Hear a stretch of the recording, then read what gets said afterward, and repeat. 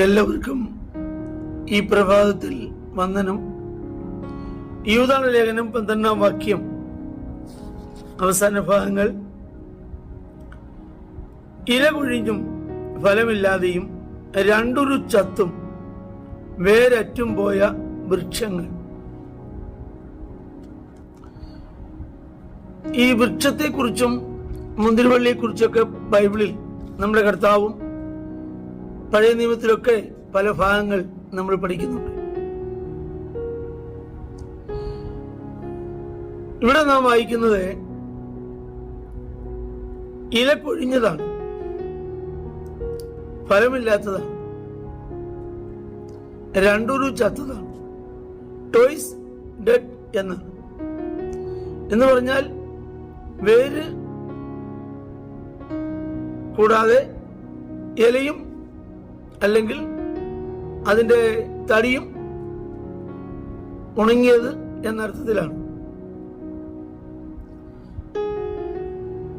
വേരറ്റും പോയ വൃക്ഷങ്ങൾ എന്നാണ്.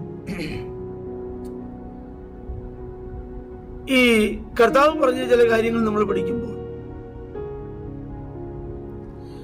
ദൈവജനത്തെ മുന്തിരിവള്ളിയോടാണ് ഉപമിച്ചിരിക്കുന്നത്.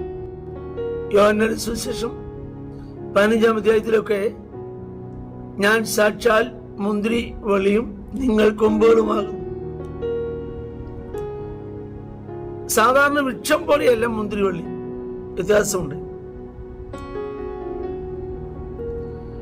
എന്നാൽ വൃക്ഷത്തെ സംബന്ധിച്ച് പറയുമ്പോൾ ഒരിക്കലും നമ്മുടെ കർത്താവ് ലാസറിന്റെ ഭവനത്തിൽ ആയിരിക്കാം പാർത്തത്, അഥവാ മാർത്തയുടെയും മറിയുടെയും ഭവനത്തിലായിരിക്കാം പാർത്തത്. രാവിലെ അവിടെ നിന്ന് ഭക്ഷിപ്പാനൊന്നും ലഭിച്ചു കാണുകയില്ല. സാധാരണ കുടുംബമാണല്ലോ. വരുന്ന വഴിയിൽ യേശു ഒരു അത്തി കണ്ടു. ആ അത്തിയുടെ നിൽപ്പും അതിന്റെ ഇലയും ഒക്കെ കണ്ടപ്പോൾ ഫലം ഉണ്ടാകും എന്ന് കർത്താവ് വിചാരിച്ചു.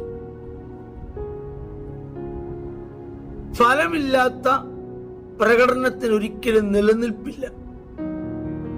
കർത്താവ് തന്നെ തിരിഞ്ഞു മറിഞ്ഞൊക്കെ നോക്കി, ഒരു ഫലവും കണ്ടില്ല.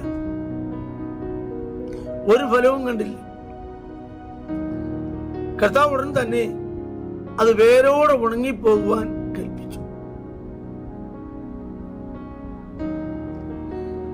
അത് വേരോടെ ഉണങ്ങിപ്പോയി.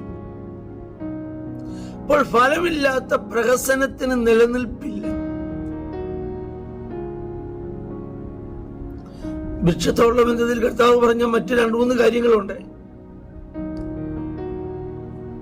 ഒന്ന്, ഫലം കൊടുക്കുന്ന വൃക്ഷത്തെ അവൻ ചെത്തും. അത് അധികം ഫലം കഴിക്കേണ്ടതിന്. ചെത്തുന്നത് അത്ര സുഖമല്ല, അത് കത്തിയുണ്ടാ. അത് അധികം ഫലം കഴിക്കാനാ.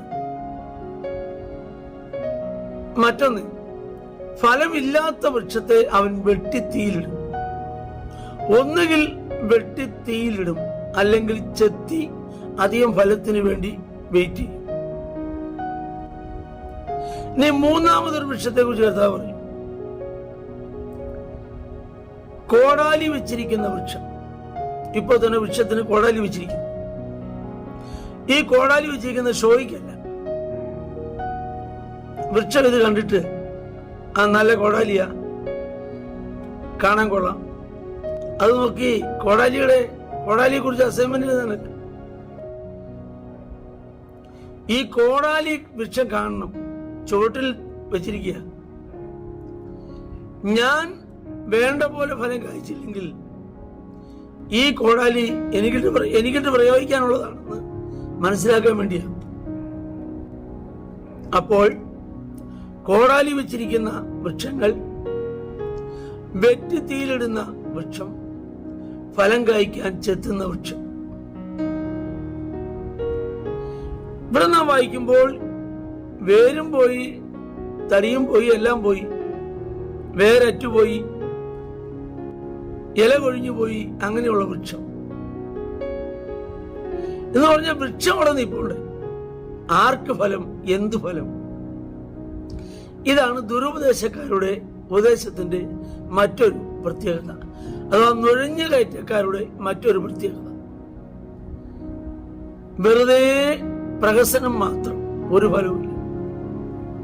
അവർക്ക് അധികം നിലനിൽപ്പ് ഇല്ല. ആകയാൽ സത്യവചനത്തെ യഥാർത്ഥമായി അറിഞ്ഞും അനുസരിച്ചും മുൻപോട്ട് നീങ്ങുവാൻ ദൈവത്തിന്റെ പരിശുദ്ധാത്മാവ് നമ്മെ സഹായിക്കട്ടെ. ഞങ്ങളുടെ കർത്താവേ, സ്വർഗീയ നല്ല പിതാവേ, ഈ വചനം കേൾക്കുന്ന എല്ലാവർക്കായും സ്തോത്രം. എല്ലാവരും ഞങ്ങളുടെ നാമത്തിൽ അനുഗ്രഹിക്കുന്നു, യേശുവിൻ നാമത്തിൽ തന്നെ. ആമേൻ. ദൈവം നമ്മെ എല്ലാവരെയും ധാരാളമായി അനുഗ്രഹിക്കും.